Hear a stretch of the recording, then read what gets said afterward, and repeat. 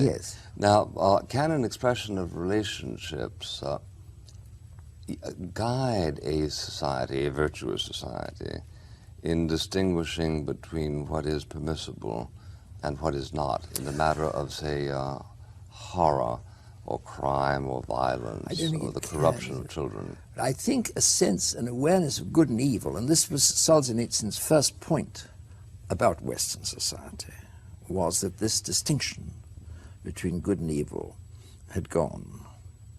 And this is, of course, true.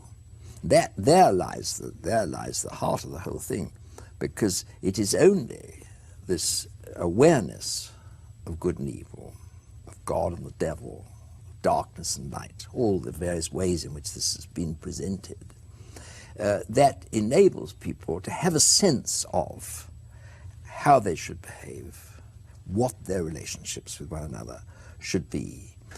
This translated into terms of humanistic propositions, for instance, the proposition of equality. That's a humanistic proposition. All men are equal. Patently ridiculous, but it is true. Well, said in that way, it's a humanistic proposition. Said slightly differently, it's a highly spiritual proposition. Well, if you make it brothers. Yes. This is the difference. And I personally think that you could understand the ethical muddle of the Western world today perhaps better than anything else. By making that distinction? Making that distinction. By understanding what is the difference between men being equal and men being brothers. Equality is a fantasy. Men are not equal.